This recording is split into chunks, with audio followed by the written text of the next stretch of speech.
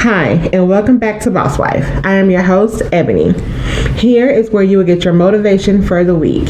Here is where you will get the tools and tips to learn how to play, laugh, and live hard, unapologetically.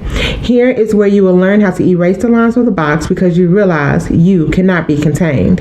Here is where you will learn how to show up for yourself. Here is where the most powerful transition will begin in your life. Welcome to Boss Wife.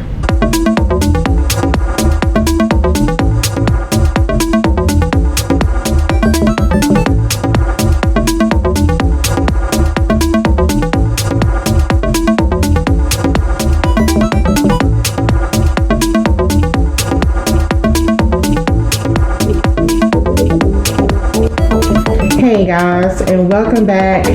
I'm so excited to get started with you guys on tonight. So tonight I have a very, very special guest with me. I don't really know. I have a lot of things I can describe him with, but I will stick to the basics. He's my pastor. He's a doctor of theology. He is a father, a husband. He is a phenomenal man. This guy goes above and beyond for anybody who comes in contact with him. He's just an awesome, awesome person, and I'm very blessed to know him as a friend, as a pastor, and not only that, just as an example of how to be a great, great parent, not the perfect parent, because it doesn't exist. So today, guys, we're going to be talking about the perfect parent and just the illusion of that, and to kind of just help you guys realize that, you know, in the world of parenting, everything doesn't always go as planned. Things don't always go as we want them to, but we should always start out parenting with the end game in mind. Realize that we're human, and that regardless of the mistakes we make in life, regardless of everything that goes on while we're raising our children, that we're always trying to do what's best for them. We're trying to get them over the hump, get them to the finish line so that they can be great people as well. And guys, so without any further ado, I'm just going to introduce you to Dr. Pastor Evangelist Rosario Slack. Hey, Pastor Slack, how are you doing? I am doing great, Ebony. How are you? I'm good. So I wanted to just start off by saying thank you so much for coming on and doing the podcast with me. Thank you for having me. I'm really excited to be here with you today. Well, thank you. So I do have a few questions for you just to help our audience. First, before we get started on that, can you just tell us what you do in the neighborhood and for our community? Oh, my goodness. For the last several years, I've been speaking to people about the importance of involved fathers, the essence of great marriages, and my primary desire and goal is to see our families restored so that we can leave a legacy of great family life to the next generations. Well, that's awesome. And thank you for doing that. Now, how often do you counsel any fathers in the neighborhood or in the community? If I tell you that, I'm going to have to kill you. Oh, okay. We can start with mine. Do you counsel mine? Because if he don't, I got some questions that I'm sure he wants to ask. I can't tell you all that I do with the brothers, but yes, I spend a lot of time talking to guys about being a good father, talk about how to navigate the challenges of being, coming from a fatherless or a not father-friendly environment.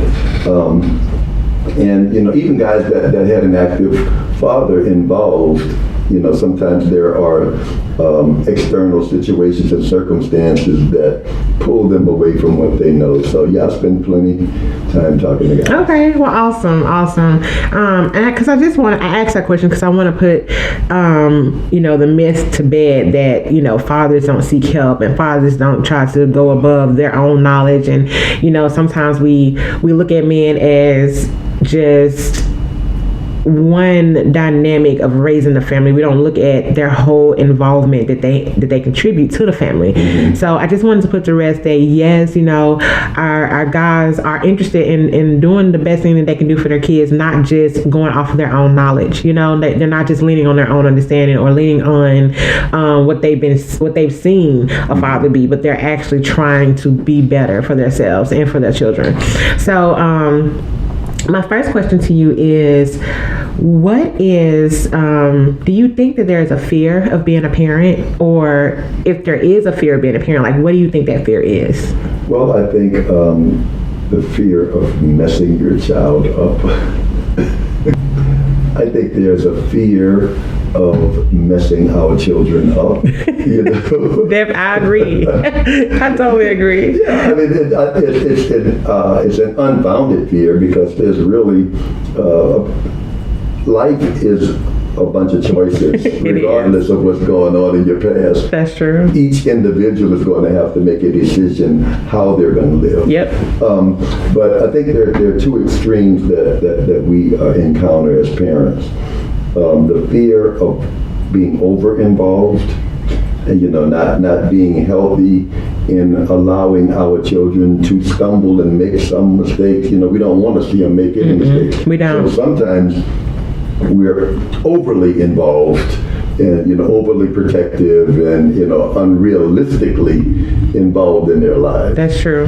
And the other extreme is being aloof and distant, and hands off, so hands off that the children make mistakes that we know we could have helped them to avoid. Right. So I think it's navigating that fine line, of how involved to be, when to be involved, in one of my favorite songs, knowing when to hold them, knowing when to fold them, right, knowing when to walk away, and knowing when to run. That's true. You're right. I think my biggest fear as being a parent is allowing them to make the same mistakes that I made, or that plus not doing enough so that I would be a great example that they would want to be like me, or want to be like me plus some more. My mom was great, so and I'm saying that personally, like my mom was great raising me, so I want to take everything that she raised me and include that in what I'm doing, plus give that little extra that my mom might not have known that I needed or wasn't capable of giving me. And so that's my biggest fear, is just being that perfect mom for them. Yeah. And it's hard, it's really hard. Yesterday when I was doing my research and parenting, I've been parenting for 15 years. This is the first time I did my research. So.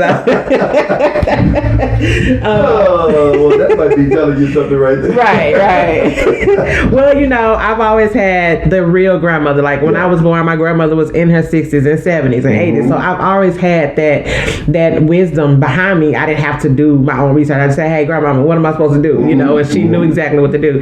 She came from the era of taking care of other people's children, if you understand what I'm saying. So definitely I didn't have to research it. So now that my mom is in her early stages of life. I'm not gonna say age, but like she doesn't have as much. She's not 15. That's true. Or 35. Right. Those are two things that we can just X out. Right. But she didn't have as much wisdom as my grandmother because she hadn't been around as long. So some things I'd be like, okay, well let me look up or whatever. And so yesterday, and that's funny because I think you just hit my number 10 question or one of my points that I had already. But one thing that I was looking at yesterday was not raising my voice at my children. That's definitely one of my, if I could say one of my failures as a parent, is because I do yell, I do scream. And it's funny because I think it was what holiday we just have, Memorial Day weekend. And I asked my daughter and I was like, so what is the one thing that you would change about me? And she said, you yelling at us or yelling at me. And so I was like, okay. I said, well, here's the thing. I'm going to give you until the third time. Now, the third time, I should be well in my right to yell, right? If I got to repeat myself, oh my God. But, or if I have to continue to tell you the same thing over and over, like, I feel like I should be able to yell. Like, I feel like I should be able to express my frustration. Obviously, you haven't heard it. Right, obviously. Somebody's not hearing something. So, but yeah, so yesterday when I was doing my research, I read across this point, and one of the greatest people I love listening to is Lisa Nichols, and she said, when the police officers pull you over, they don't yell at you because they know the law, and that ticket that they're about to write you is going to scream loud enough by itself. So she was saying, you make the law in your house. You don't have to yell to get your point across. Like you said, they make choices. So if this is the choice that you chose to make, then you're going to have to learn to live with the consequences that come with those choices. And so yesterday, I got to put it in practice with my baby boy, obviously. Lord, I'm mercy, the bottom too. But yes, and I was telling my best friend yesterday, I was like, I did so good. I didn't yell. I didn't knock him in his chest. I didn't knock his breath out of him because I really felt like it. Like, I was like, what are you doing? But I kept it all in. I took a breath before I approached him. And, I was like, okay, I hope that works every time, but okay. But so what is your advice on, should we yell at our children? Is it okay to yell at our children? How do you feel about discipline our children? Oh, that's a really, really good question. Let me give you something that happened to me years ago. I was reading, and I don't know the age of your audience, but Dennis the Menace. Okay. I hope they know Dennis the Menace. If not, Google it. Right. Dennis the Menace was a cartoon from back in the day. Dennis was a very precarious, very precocious, he was, young man. And so there was a scene where Dennis's father was screaming at him. And you can tell, with the cartoon, they have to add emphasis to let you know that he's screaming. And so, the dad was saying, "Do you hear me, Dennis?" The next frame had Dennis saying, "Yes, Dad." No, he said, well, do you understand? Is what he said. Do you understand? And Dennis said, "Yes, Dad, but I would understand just as well if you didn't scream." And thankfully, I read that years before I became a parent. Okay. Now, that is not to say, I'm not to say I have not screamed about it. but the reality is, a lot of times, we want to add emphasis, to what we're saying. And honestly, I remember being a child that acted like I was hard of hearing. And so, but the difference in today and back then, it's a big difference. Yes, was I did that to my own detriment. Okay. If I acted like I didn't hear, because what is now classified as child abuse, right? Would have happened to me. So I have very, very differing views from a lot of my contemporaries about discipline. I believe if you look at the word discipline, it talks about. It's like the same word that we get disciple from, and so you're training your child, and a lot of people don't get the understanding that discipline and punishment are two different things. That's true. When you're disciplining a child, you are teaching them how things should be. There are lessons that are learned from that, and you're looking far ahead, basically. It's like, I know that if you get this now, years from now, you'll at least, the Bible says, train up a child the way he should go. Train up a child, not scream up a child. Train up a child in the way he should go. Yeah. When he gets old, he will not depart from it. But with punishment, it's more of connecting pain to action. You took this action, and many times what I have seen is the parent is embarrassed. So it's not really the child learning a lesson except for don't embarrass There's me, right? And so a lot of times because of the method that people have used to punish children or to discipline, but they use those words interchangeably. I don't, but the alleged discipline style has pushed the child's personality under. So they don't say a lot of things. They don't, they don't engage. They become distant because they're afraid to cross that imaginary line where they will get punched in their face. Right, that's true. And so I don't think that that's the healthiest way to raise children. Right. And it's a real challenge from the way that I was raised because it is. They would bat us in our mouth. They would beat us till the blood came out. They would whip our behinds till we couldn't sit down. Those were like family phrases. And so, like, I'm gonna knock you through a wall. Yeah. I brought you in this world. I will take you out. Those were just family phrases.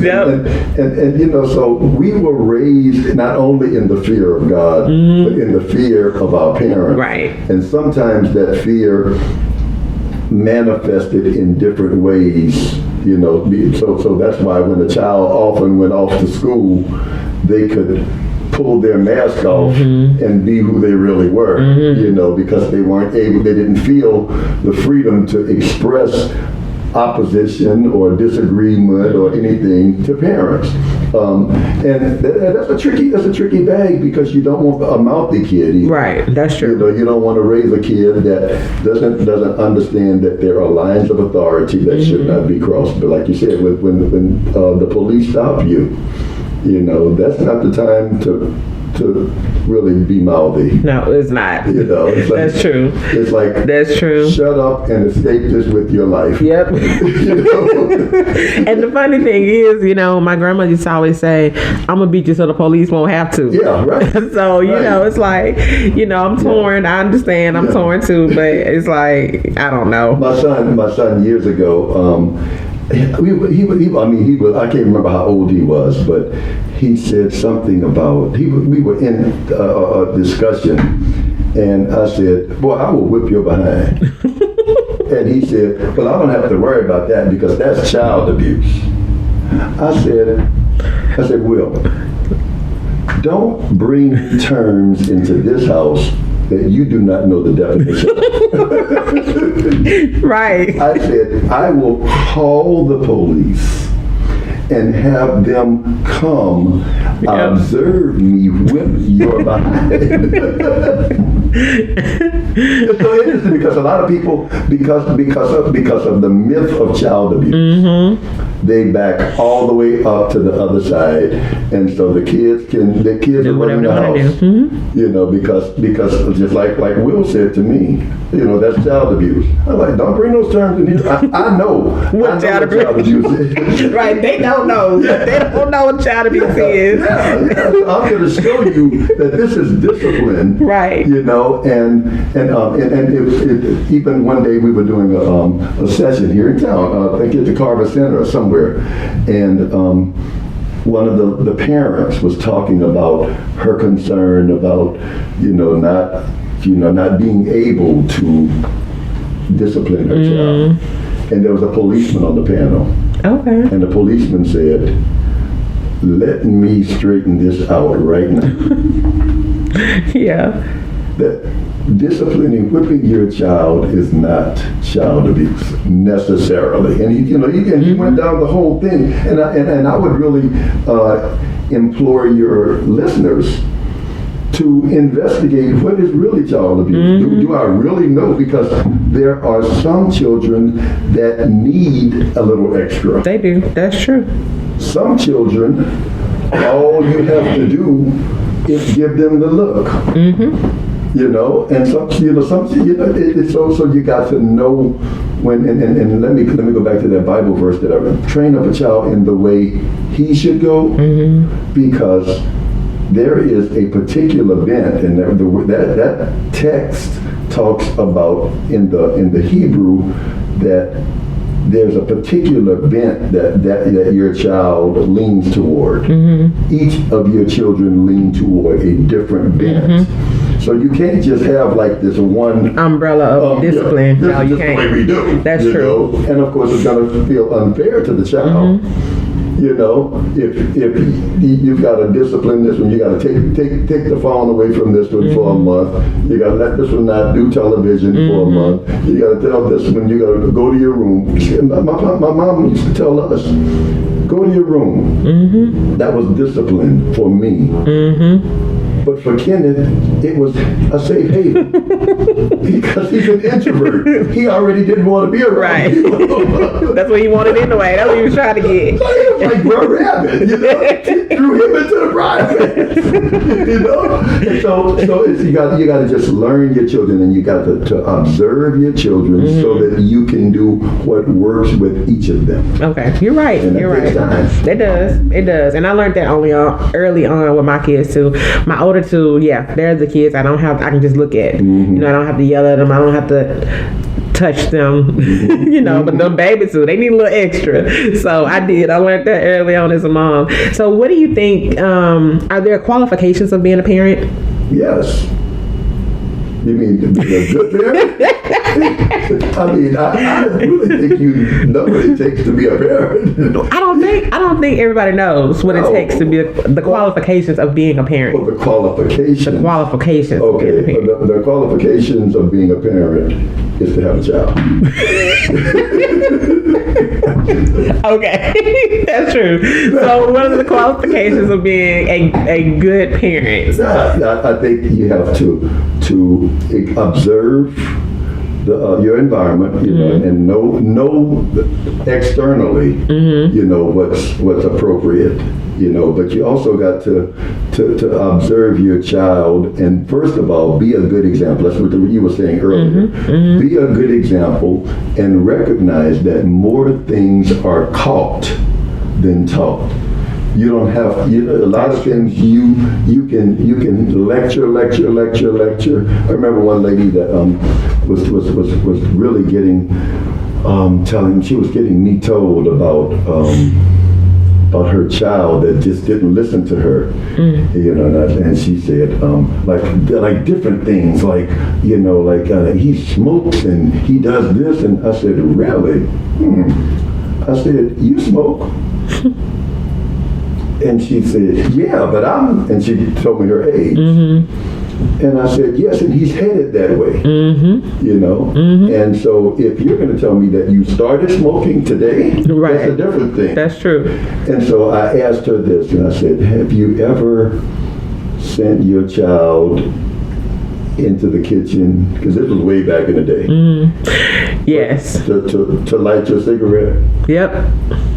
And she said, yeah. I said, you started him smoking.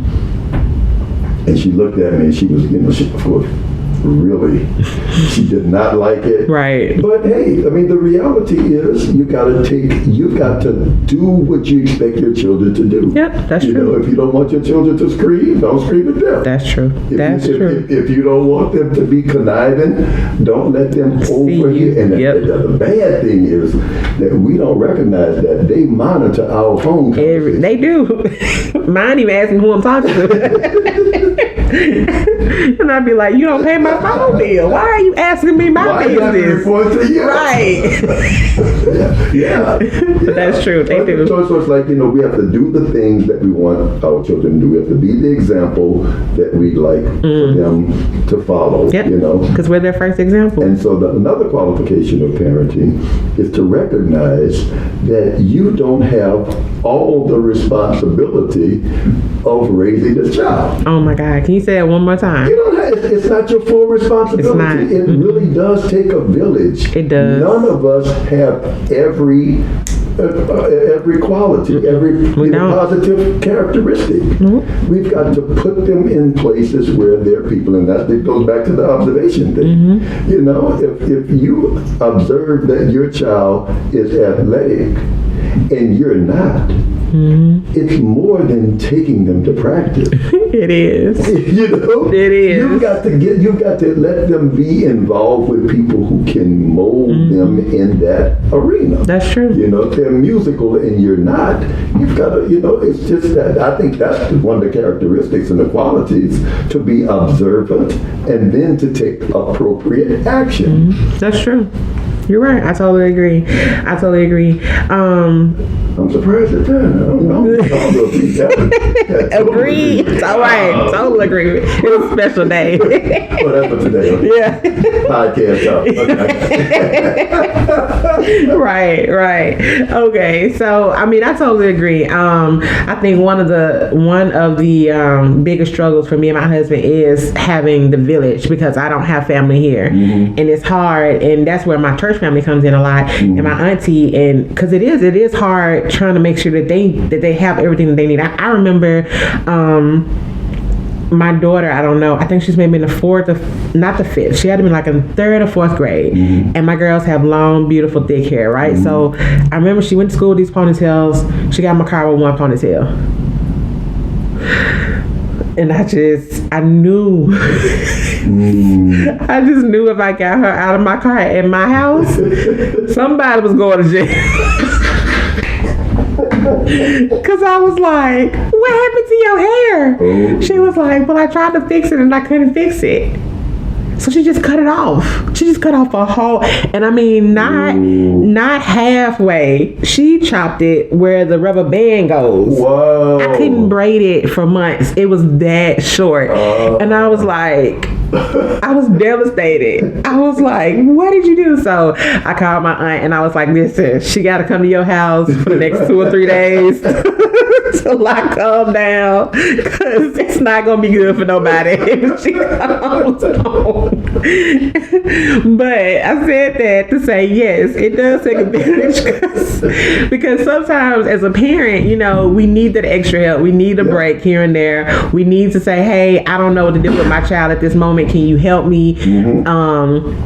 Or whatever, or hey, can you just come over and sit at the house with me while my kids are here, and so I can have somebody else to talk to other than focusing on my children, so but yes, it does definitely take a village. I think that's a big misconception a lot of times in families, so we have a lot of moms who struggle with thinking they can do it on their own, and they're prideful, and they don't want to have to ask for help, and you're doing more of a disservice to your child or your children than you are helping them. We've had a lot of I don't think I should have looked that up, but I don't think the rates are as high as they used to be, not to my knowledge. But I remember growing up and hearing about mothers driving their babies off into the ocean, or mothers drowning their babies in the tub and then killing themselves, or just killing their kids and then saying, I did it to save them from the world, and I think that all comes from, yes, probably a little mental health as well, but I think it comes from them being just solely alone and not having that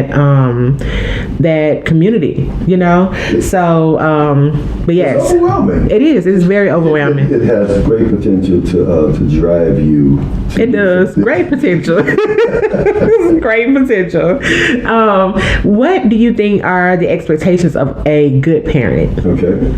I think a good parent should, beyond providing, I think a good parent... Can you explain providing?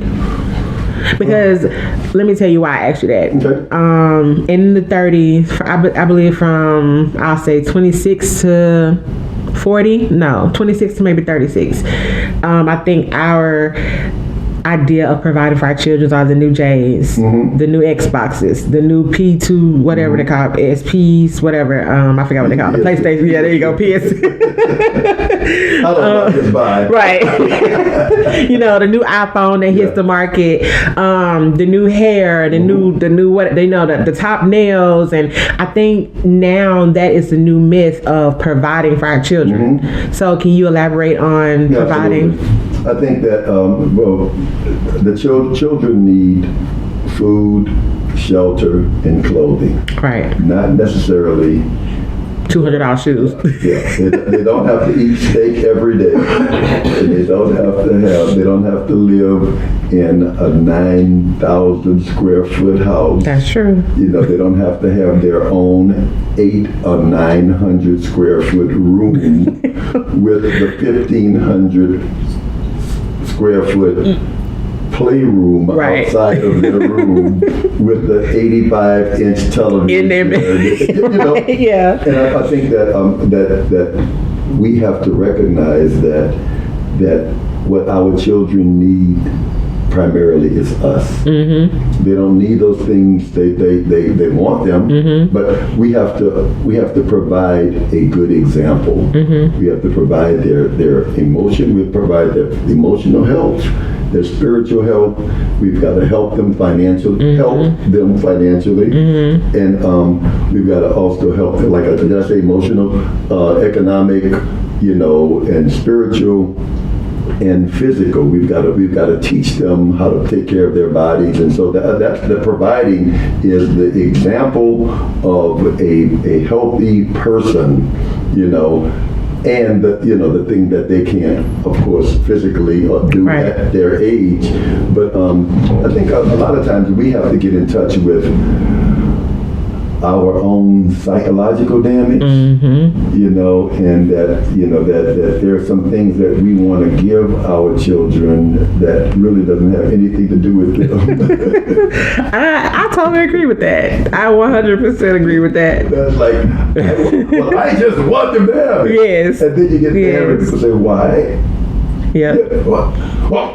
Because, well, no, answer. Why? What's going on? Is it because you are in competition with somebody else, you know, or do you feel a person might feel insecure about not having when they grew up, you know, or they may feel that they didn't have, and they became spoiled goods, which is a really misunderstanding a lot of people have, because you're not spoiled goods because of what you have. You know, most of us become spoiled goods because of how we think. Okay. You know, Yeah. and you might think that you need to do this, and then those thoughts turn into feelings. Yeah. Those feelings turn into actions. Yeah. You know, and that's why sometimes it's very difficult to separate the action from the person themselves. That's true. You know. Yeah. But they are distinct. And as a parent, that's really hard. Really, because we look at like sometimes age-appropriate defiance. You know, when children are trying to, to get their wings under them, and they're trying to determine Who they are. Do I want to buy into what I've been taught? Right. You know, that's a very challenging time for parents. It is. Oh, it definitely is. Well, he's defining. I'm not gonna have that in this house. Well, the reality is, at the age that typically happens, you won't be having them in the house much longer. That's true. That's true. You only got about 2 years after that, or a year or so. Yeah.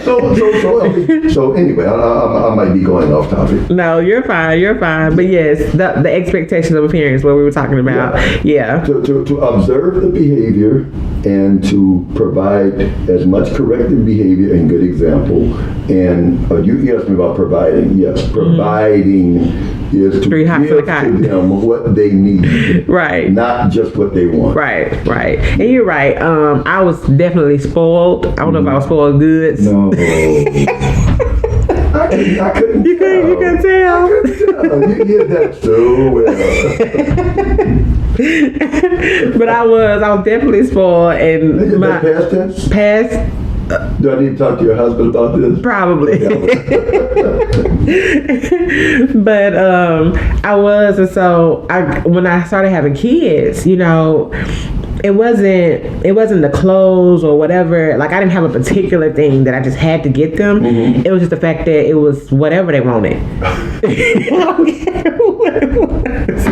So if they had a particular thing, They got it. They got it, and other than the $200 shoes, I just can't get with it because their feet grow every week. Like, I feel like I go shopping every week. So we're not doing that. $190. Right. $199. Right. So, But yes, I have had that conversation with my husband multiple times. He's like, they just run over you when I'm not here. They just know they're gonna get whatever they want, And so I guess there's a balance there, because I tell him all the time, like, you're the no parent. You can't always say no. He was like, but you say yes enough for both of us. Right. I don't have to say yes. There has to be some no.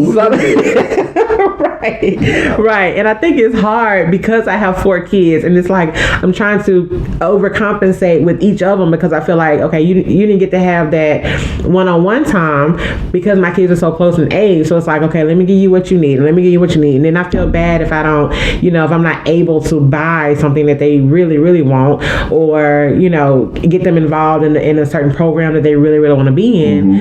And it's just, as a mom, I think that we all feel that way at a point in raising our children. Like, oh my God, I feel like a failure because I can't meet their expectation of a mother.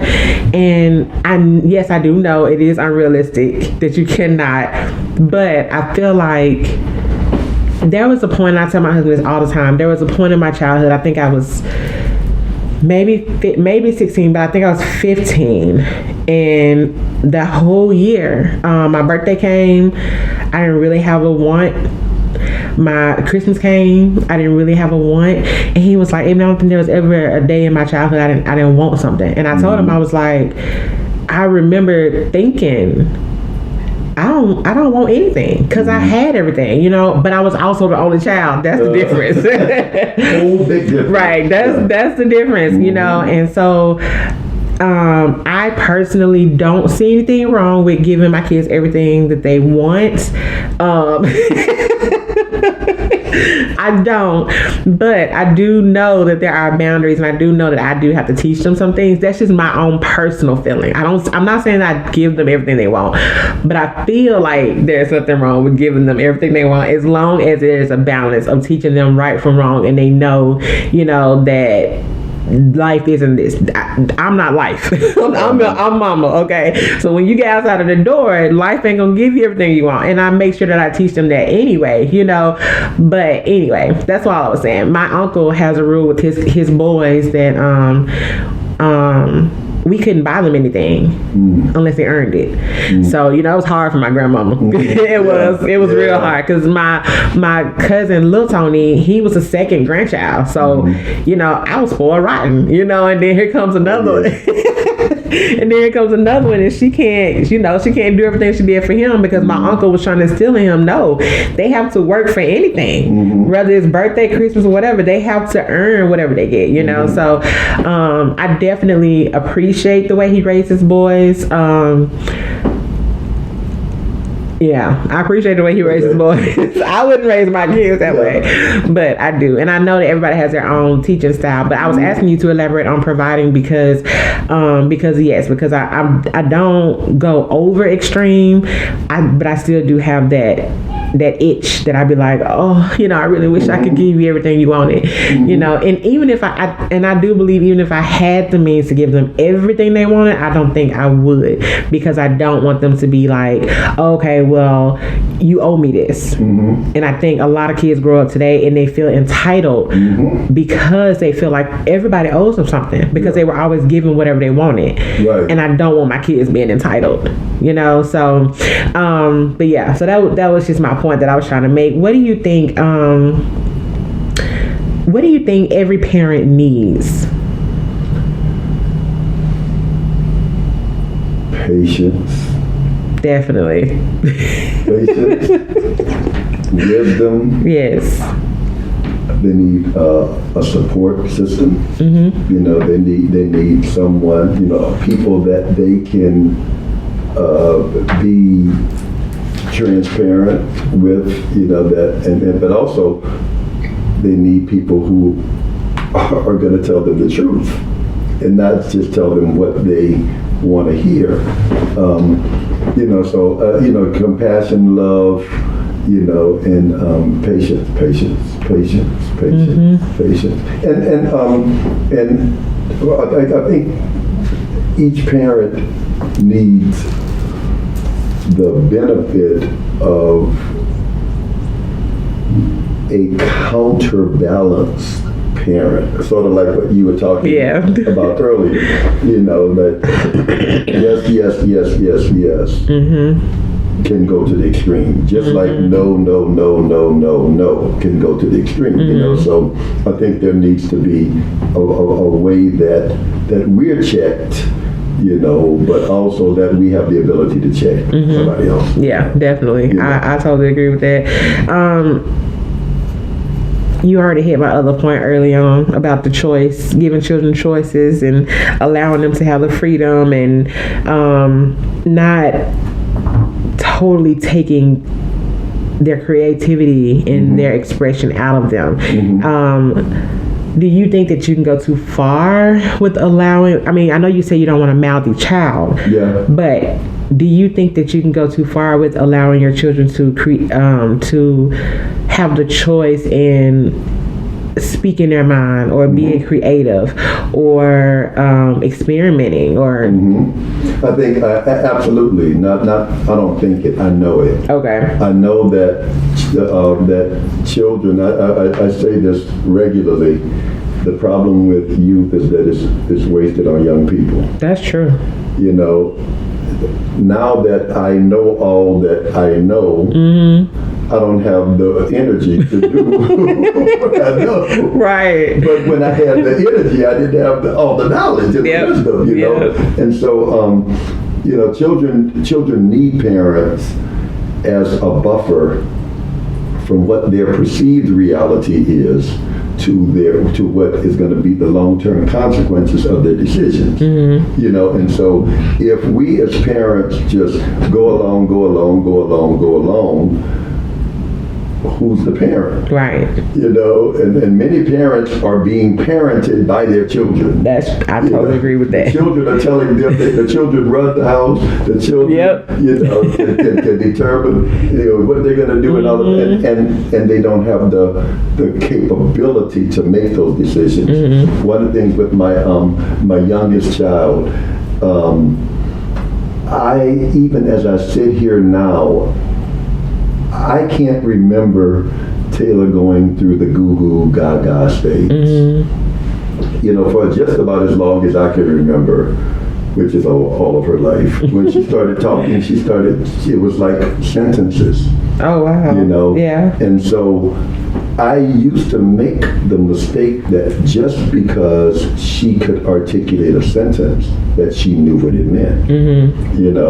And sometimes it's very important for parents to understand that children's verbal vocabulary is not consistent with their mental vocabulary. That's true. Just because you're asking for something, no, you cannot eat chocolate cake for breakfast, lunch, and dinner. Right. And chase it with German chocolate. Right. No. Right. No. There are some places where we have to put our foot down, and I'm not talking. That's an extreme example, but right. But it bears out the point. It's not. I have a child that would love to do that. Yeah. Yeah. Yeah. Yeah. So. Yeah. Yeah. That's true. At what point do you think is? Did you answer it? Is about the freedom for them yes. to say disrespect. Okay. Is the mark. Can you explain disrespect? When they do not take into account that they are under authority, that you cannot say everything that comes to your mind. Right. But we have to train them. And that's where the discipline comes in and all of that to provide barriers and boundaries.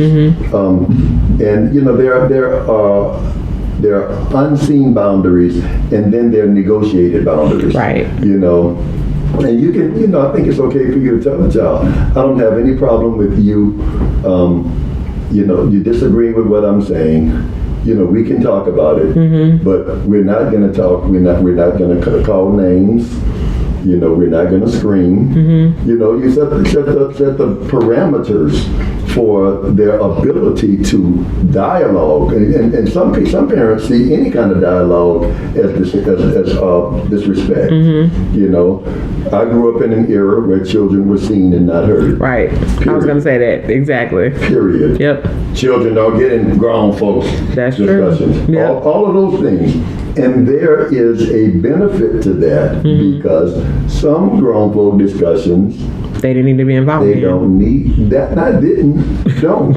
Right. Even still, today, that's true. you They know? don't. But what happened is, as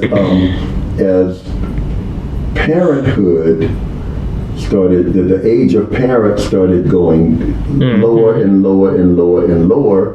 The issue of contemporary parenting. You know, I'm parenting my buddy. You know, that's my friend. You know, we dress alike. You know, we go and we do all these things. Yep. You know, like we the girls or we the boys. Yeah. And you don't really have to be cool with your kids. Nope. A lot of people make that mistake, and I see it all the time. Oh, I do too. And they don't want to. They don't want anybody to tell them, well, it's my kid. Okay, it's your kid until they need to be our kid. You know. Yep. And Exactly. so when they cross that imaginary line, then it's like then you want help. You know. So the reality is that children are not the best decision makers. No, they're not. They don't have any experience making Right. most of those decisions, so we can't treat them like they're little adults. We have to groom them into making decisions, and so that's why yes and no are appropriate at different times. Yep. You know, and no does not always mean finality. Right. You know, It's a momentary if thing. your child is 8 years old and they tell you, I want to drive. Right. And they're going to have a fit because they want to drive. Are you going to say, No. Okay, well, my parents didn't let me drive when I was 8, and I want to let my children experience stuff. No, there's certain things that, no. Right. No, that's not even up for discussion. You know, just because you want that, no. Yeah. There are ramifications to that. Yeah. And that's as a principle, I'm thinking in life, we have to look at the things that people want and what are the ramifications of that being accessible to them unchecked. You know, what are the repercussions? Right. You know? Right. Because we got to live with their choices too. Yes, we definitely got to live with their choices. Did I answer the question? You did. Okay. Yes, sir. Okay. So, what do you think about? Here's one that I struggle with. Now that my kids are getting older, I try to start talking to them like they're getting older, because when they were children, I made sure I broke my vocabulary down so they could understand everything, that I wasn't talking over their head.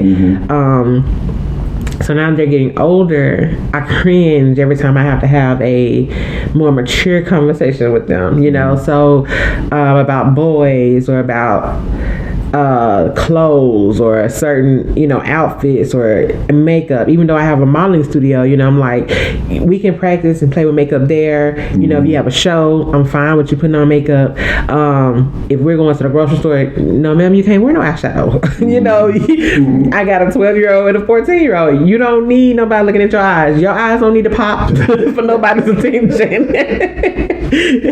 They not, no, we don't need that. You know, me and daddy can't go to jail right now. Right. Still trying to raise you. Exactly. So, you know, so I cringe every time I'm like, and that goes back to say, you know, I wish I could get them everything they want, because I understand them wanting to, you know, doll their stuff up because they see me do it, you know, and we do it at the studio. And so I understand the need and the fascination with it. So But, you know, it's a lot different when reality sets in and it's like, okay, no, I have to break this down for you. Like, I have to be real with you. Like, this is why you can't, because you may be 14, but physically you don't look like you're 14 because of your genetics, you know? So I don't need anybody to misconstrue your age and then it goes south, you know, because I'm not going to be with you every moment of your life. I'm not going to be with you every time you walk out of the house. Right. I want to feel like I can drop you off at the movies with your friends or at the mall, but I need you to still look like you're 14, 15, 12 years old, whatever. So I was, you know, and everything that we do for our children, even though we are their first example, I also feel like there are moments that we need to age appropriate experiences that we've experienced in our lives to tell our children about. You know, I'm not going to tell her about something that happened to me when I was in my 20s or even now, you know, because that's not age appropriate for her. Like, I don't want to terrify my child. Right. You know, Exactly. you know, like there are certain stories you don't need to hear at this age. You know, I'll tell to me you get grown. Right. But do you feel like as parents we don't share with our children enough experiences that we've had? Because I know some parents, I will say my grandmother, my mom never shared experiences with me ever, and I think she did that because she wanted to shelter me, she wanted to keep me protected, and she wanted me to see the world in a certain way, and she very much accomplished that. You know, I'm not seeing a lot of stuff until I hit my 30s, and I'm like, what is this? You know, and then when I call her now, she's like, oh yeah, you know, blah blah, and I'm like, you should have told me that when I was going through it, you know, or before I hit that point in my life. So my mom never did that. My grandmother, she did, you know, but I also feel like the old school, and yeah, we just talked about that, you know, they had a totally different view on raising us, you know, and so that's kind of why I struggle with raising my kids, because I'm like, yes, I do know what society says now about allowing our kids to have so much freedom to express themselves, this and another, but then I also remember this whole generation that my grandmother's raised.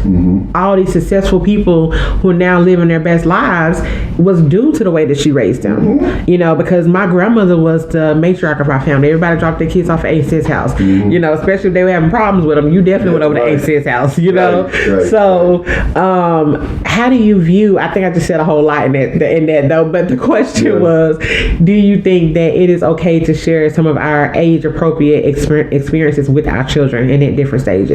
Oh, absolutely. I think that it endears children to us to know that we have not always been as perfect as they perceive us to be. Right. You know, that there's been a process, and that there have been some situations and circumstances and things that have happened. I want to say this for fear of forgetting to do this. I talk to my wife all the time about our children and how it seems that many times what we say to them makes no sense. And if somebody else says it, The same exact thing. Yeah, They're like, oh, I ain't never heard that before. But yeah, and parents, if there are any children that are listening to this, I want to say to the children, your parents are your biggest cheerleaders. Yep. There is no benefit for a parent to tell you something that is not good for you. That's true. Okay, now I just had to get that out. Okay. Because I'm looking at all these children that think that their parents are against them and all of this. But often parents do put on the facade of perfection. You know, that they've not made any mistakes, that they don't understand, they just can't comprehend. You know, and there's certain things that if your children knew, that it could help them to not feel that they have to keep it from you. Right, and that's true. Yep. That they can say, okay, well, they understand, you know. But like you said, there's you don't have to divulge everything, nor do you have to have been through everything. That's true. Because if you've been alive, you know somebody who did. That's true. Whatever, you know. And you didn't have to do it, so I can tell you, listen, you don't have to go down that road. Right. Yeah. Right. And one of the things that I learned years ago is that said, learn from the mistakes of other people, because you will never live long enough to make all of them yourself. You know, and that's what a wise person does. Unfortunately, youth is wasted on young people. You know? That's true. Like, okay, well, why didn't you tell me? Well, I tried to tell you. It's not like you took the advice of everything that I said to you. Right. So this one thing I'm supposed to think, if I had told you this one thing, You would have did it. you know. So yeah, but I do think that we have to be transparent and age appropriate and willing to share our faults, our failures, you know, in negative situations for the benefit, not for the benefit of victimization. You know, because a lot of people, they have not worked through what they've gone through, because it hasn't really gotten through them yet. It's still in, you know. And so a lot of times, you know, a lot of parents like playing the victim, you know, and so they not only do they taint the child against experiences, they taint the child against other people. You know, that's another whole podcast by itself. Yeah, it is. You know, but I think that we have a responsibility to be open and honest with our children. Definitely. Yeah, I totally agree. Do you think that we validate our children too much? No. Okay. I don't think we validate them too much. I think it's really. Well, think about the word valid. Valid means good. It is. So, it does. So how can you good too much? You know? Well, let me rephrase it. If it's too much, it ain't good. Right. That's true. But do you think we validate the wrong things in our children sometimes? Absolutely. Absolutely. I do. I think that we play to the worst in them too much. Yes. Yes. Because many times, like I said earlier, we're trying to keep them from making mistakes that we made, you know. But we make the mistake of not doing what, you know, like you talked about your grandmother. Your grandmother was forward thinking, and she could see ahead. Yeah. So she would tell you, don't do this. And like you're talking about the makeup and all of this, and you know, well, why shouldn't I be able to do it? I should be able. We're not talking about you. We're talking about the crazy person who might be stalking you. Right. That's what I'm talking about. Right. Like you said, you got to keep me and Daddy out of jail. Right. You know, like the dude that is not that's looking at you as though you're 20 when you're only 14. Right. You know, and so I think sometimes we play to the negative in them by trying to make them into the creature we want them to be. You know, instead of helping them to be the best them that they can be. That's true. So that's true. I definitely feel like sometimes as parents we can, going back to the disciplinary part of it, we can discipline them too much and not validate them enough.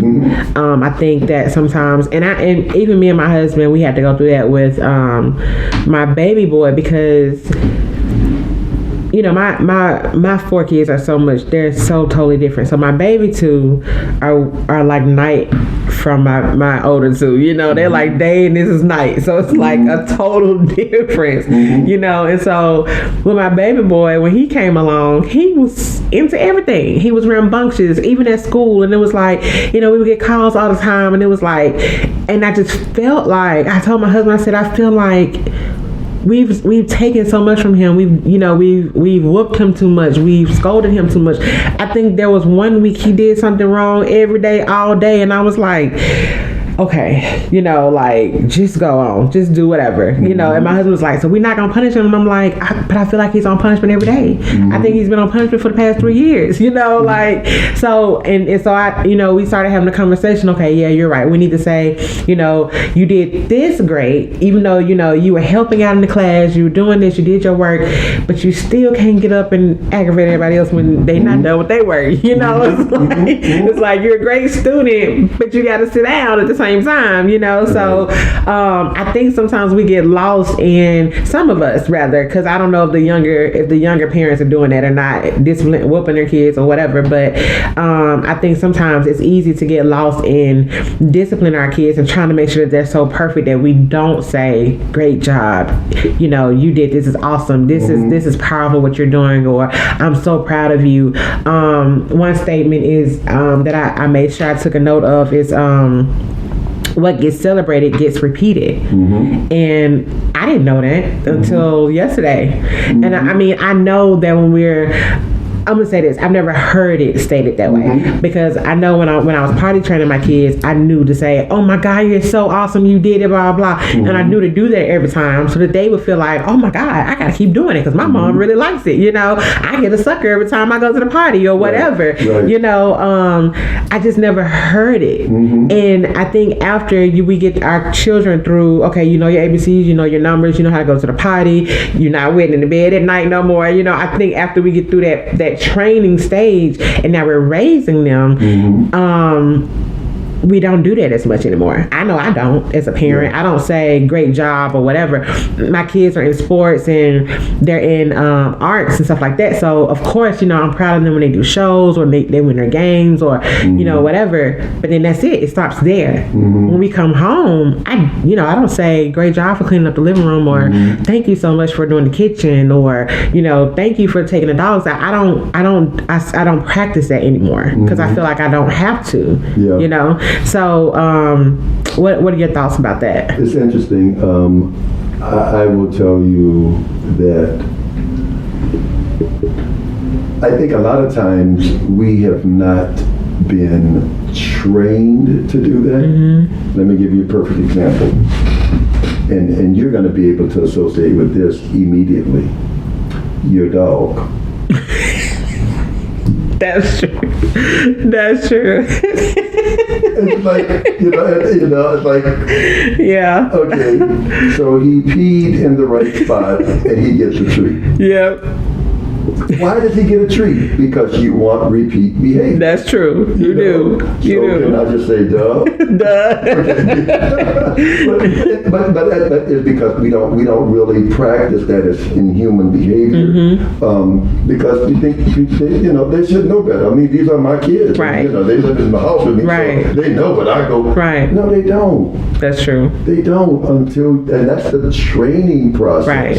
That's the part of the training process. And is it always that intentional? No. But I'll give you my wife.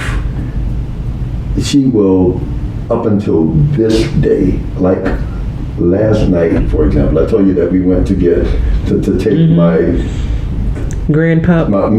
My daughter's dog. We met her halfway. We almost got back home, and my wife said to me, "Thank you for driving." Thank you for driving. She said, "I know," she said, "it just seems like you've been driving, blah, blah, blah, blah, blah." And just that little simple thank you made me want to never have her drive. Right. You know what I'm saying? It's right. But that's how she is. She's very thankful. She's very observant. She makes comments about stuff like that. And so it's all in the training process. You can train people to take you for granted. That's true. Or you can train people to try to be sneaky. Because the children. They do what they can get away with. Exactly. All children do. All children are little humans. So it's like, so basically, I think the best parent is one that understands and acknowledges how they were. And what it is that you would like to see repeated. Right. In your children, so that's true. That is definitely true. How do you respond? How do you respond if there are two people that are coming to you and one of them dogs you out all the time and the other one compliments you all the time? Which one you going to look at when you approach them? The one that compliments me all the time. Right. You know, so it's really it's simple, but it's not easy. Yeah, you that's know, true. So when you get to revelations like that, then you have to practice. You got to put it, and the sooner you put it in practice, the earlier you will start That's seeing true. the results, and you know you'll be more likely to continue. But part of the challenge that I have seen with parents in the 2020s and the 21s and beyond is that they don't want anybody to say anything to their children. And part of that is because they act like whatever they've said to their children is the final word. You know? Yeah. You know, so if that's the case, why is the child misbehaving? Right. Right. You know, so are we not going to address the fact that this isn't? It's not working. You know? Right. It's not You know, working. so it goes back to that village. Yep, you it know? does. That's And true. So I think that if you insert yourself into the child to push them in the direction of doing good, they're more likely to do good. That's true. You're right. I totally agree with that. Like the dog. That's true. But you know, even with that though, we do that when we're training the puppy. But when they get older, I don't thank my dog for going outside, peeing outside. I'm grateful that he did. But I don't still say thank you, and I don't still give him a treat. You should be able to relax because Yeah. you treated him to the point where he knows He knows he's he's gonna doing what he do needs to do. That's the same thing with children. Yeah, that's you don't true. have to do it forever. Yeah. You know, and that's why you observe them along the way to see if and all you gotta do is look at your children. You can see who's looking under-eyed to see if you are watching what they're doing. And, you know, because they might need a little more affirmation. You Yeah. know, or sometimes they're watching under-eyed because they're trying to be sneaky. Yeah. They're trying to look like they're doing what They you do it, you know? right. So, but that's where the watchful eye of the parent Yeah. is so important. That's true. You're right. I definitely feel like one thing that I think I forgot to say was I feel like we fix or we try to fix our kids' mistakes too much, and we jump in too soon, or we don't jump in soon enough. That goes back to what we were already talking about. In raising your children, do you feel like you overprotected them? By the way, how old are your children? 25, 22, and 18. Okay. Yeah. So do you feel like you overprotected your children? In some areas, I think I did. I think I overprotected them, whatever that means, because you know. But at the same time, I celebrate the fact that I've not been to juvenile court for one of my children. Right. You know? Right. And so, like, you know, and I'll just tell you the story about Will when he was turning 18. He had been going around with the broken face on the phone forever because he didn't want to bother me. You know? Yeah. So on his 18th birthday, we were going to get a phone.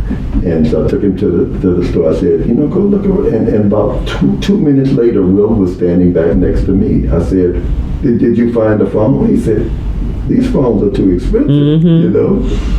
I said, Will, get whatever phone you want. You're 18 years old, and I have not spent one day in juvenile court. Yeah. I've never had to pay bond for you. Right. You know? So all that money I saved up for your phone.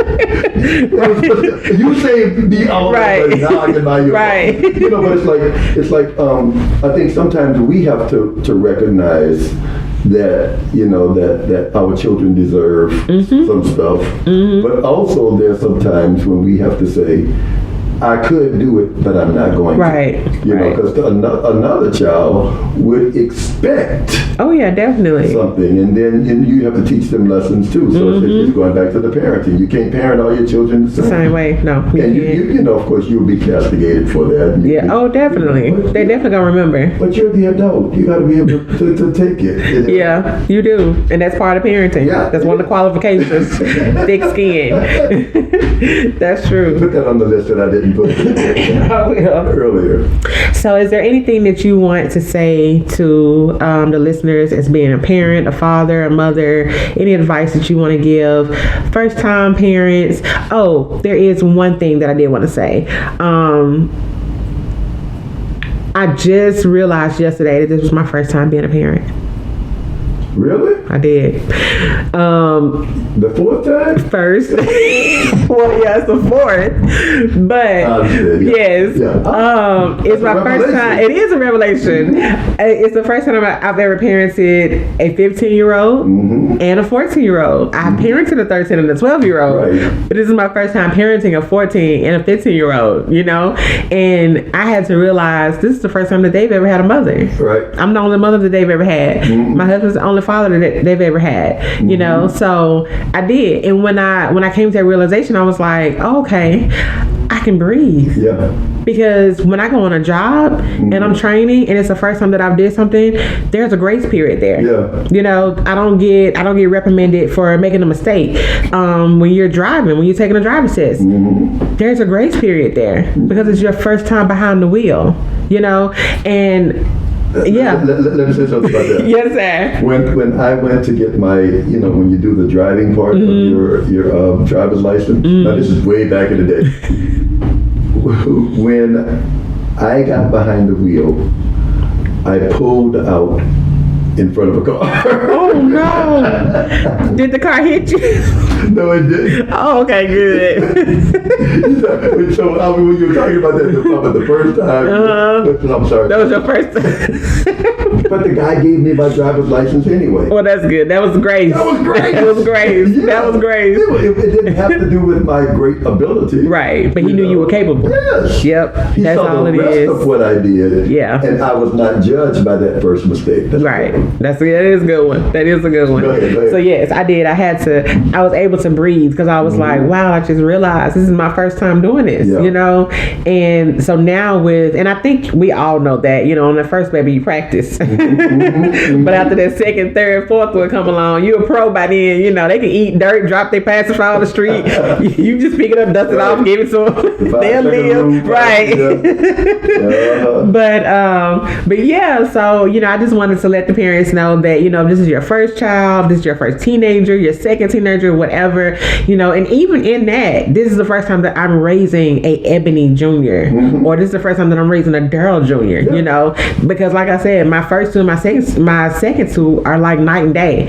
So regardless of their age or how many kids we have, this is the first time that we're raising that particular person and Right. that personality. Right. So That's good. I just wanted to just, you know, give our listeners that advice and to just, you know, be easy on yourself. Don't be hard on yourself. Don't think that we have to get it right every single time because we're definitely not. Yeah. I don't get it right on my job every day. So I know I'm definitely not going to get it right raising another person. Yeah. So do you have any advice for our listeners before we wrap it up? I will respond to what you just said Okay. because I think that that's really, really good. You know, to just breathe. You know, it's really, we live in a time where there are enough issues that are being thrown at us. You know, and so as a parent, relax, but don't relax and not be responsible. Right. You know, Right. do all that you can and recognize that, like I said, you don't have to do everything. You know, but you also do need to be aware that not only are you parenting your 4 kids, you're parenting the influences of the other people. You know, and so that takes involvement and intentionality, you know, but you don't have to be so intense, you know. Right. I think that's the problem. The intensity is what is driving our children crazy. That is true. Mine would probably totally agree with that. Lord have mercy. I'll just chill. You know, Yes. but you are doing whatever you're doing tomorrow is going to be a different day, and you're going to be a day older, and so are your children. That's true. So there are going to be some other issues. There's going to be something new every morning. Every morning. Something is going to happen. The Bible says that His mercies are new Every morning. and I need them every morning. Me too. Because there's something new, you know, and none of us, like I said, none of us have a grip on the total reality, you know. So understand that and accept that. Accept your limitations. Don't put on your own self. You know, people always say, well, you never put more on you than you can bear. But you will. That's true. Now that's the truth. You know? I've done it. Yes. Right. We will put so much stuff on us. It ain't realistic. It's, you know, it's unbearable. Yeah, and then that's when we want the village to help. Exactly. That's our children, right? Oh, you part of the village, though? Right. Yeah. So I would just say to the parents is be the parent. Don't let the child be the parent because they can't do it. Right. That's know? true. And they don't need you to be on their level. Yep. They don't. They need you to understand their level because tomorrow they're not going to be on that level. You know, and if you come down too far, it'll take a long time for you to get back up That's where true. where you need to get. You're right. You're right. And other things like that. Well, thank you so much, Pastor Slack, for coming on and joining me on today. I think this is great. I think this is great advice. I really hope that this is going to help somebody, and it definitely helped me, you know, as a parent and as a mother and a wife and everything else. So all of the above, all of the check boxes. Happy Father's Day. That's coming up. Yep. Happy Father's Day. Yes. You guys, if you have any questions, if you want to talk to Pastor Dr. Rosario Slack anymore, please look him up. He does do parenting counseling, couples counseling, children counseling, whatever you need. Whatever you need. He does all of the above. He is totally legit, you guys. I promise. He does have a website. Look him up. If you need anything, guys, please hit me up, DM me, leave me a message, comment, like, share. Thank you guys so much for joining in tonight. And I really, really hope you have a great, great Father's Day weekend. And we will talk to you guys next week.